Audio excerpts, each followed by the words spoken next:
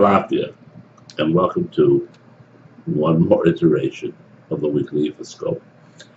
I'm particularly pleased this week. I must tell you that the reading for this week was, one, incredibly strong, two, mirrored my own reading, and three, gave very hopeful signs for the future. What was it? Well, I get to that in a moment, but first let me allow myself the indulgence of inviting those of you who have not yet done so to attend my wife Iava's weekly WebEx presentations. They're no cost, no obligation, nothing's involved other than you going to our site, sending her an email and saying, yes, I would love to attend and to learn and to participate in the process of learning about Ifa. It's been incredibly healthy and helpful to people. It's really amazing to me, actually, that for so many years, the secrecy surrounding this beautiful philosophy has been so carefully masked and kept from you. The Santeria and the Kumi, now really in many practitioners from Africa, it's just the everyday practice is shrouded in secrecy. It doesn't have to be that way, because with understanding comes empowerment, and with empowerment comes the changing of your life. At any rate, this week we had the Odu of Irete Meiji. Irete Meiji is, of course, Meiji means the same on both sides, but for non-Ifa initiates, it is telling you allow the winds of change to move you towards your goals. In other words, take those pressures, everyday pressures, by the way, not extraordinary pressures, not something you didn't expect or came and bit you in the backside, but just the everyday pressures of life, and do your best to work them out and to get the best possible results. I mean, after all, a child goes and he performs against good grades. If there was no teacher, if he didn't have to get the homework in, he probably wouldn't do it. Why? Well, that's human nature. But he does do it because, one, it rewards him with the good grades, with the way his teacher looks at him. It rewards him probably with the way that his parents and friends treat him. And so, all in all, it adds a great deal to what his everyday life, what these winds of change, these pressures are bringing him.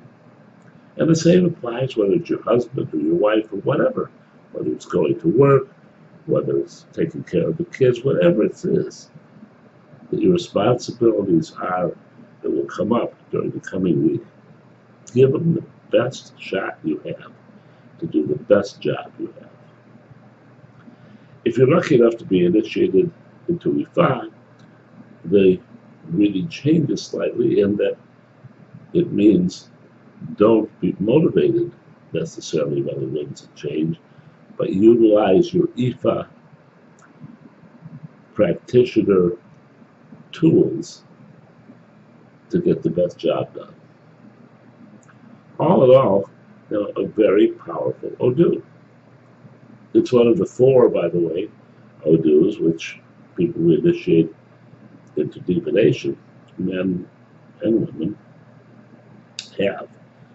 And it's the one of the two that applies to men and women together. Now, the next critical question is, of course, was it Ire or was it Ev?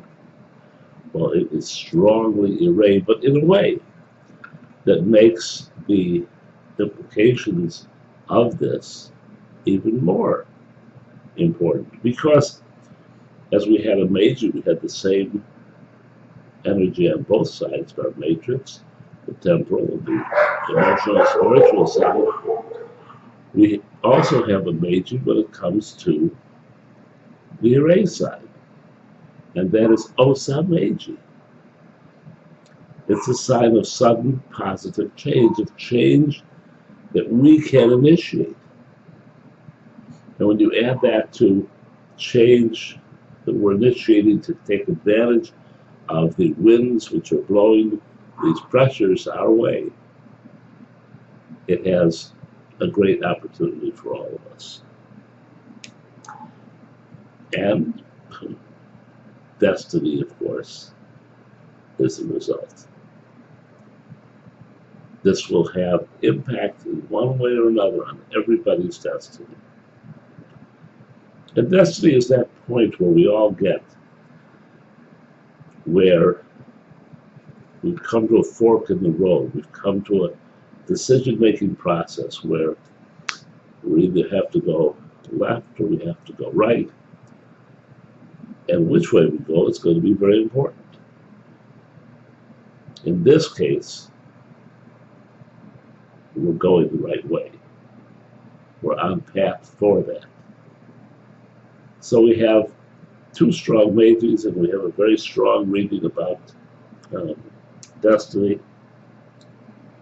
And of course, who will we offer the abode to? The Oya. And again, this is significant for us because the abode this week is going to be 9 eggplants. I know that's a lot of eggplants, and see if you get small ones or what. And if you absolutely can't afford 9, then get 1. But try and get 9 eggplants. And these are taken to a shopping center, to a marketplace, and left there for Oya. And this particular abode is designed to stimulate only one thing, and that is money and the business opportunities which will now occur to us. It doesn't get much better than that. So you want to get yourself 9 eggplants. I mean, I always will put them in a paper bag, and I'll, or a small bag, and I'll go into a shopping center and near my home, and I'll sit down on one of the benches to rest for a moment, which I'm prone to do. And then I'll get up, having said the prayers in my head, and I will leave the eggplants there. Everybody has their own style, but that is my particular style. And so far, for 70-some years, it's worked out quite well. So, you know the Ibo, you know the Odu, you know the reasoning, you know the implications about your destiny and where it's going to take you. All in all, a heck of a good week. Until next time, love and blessings.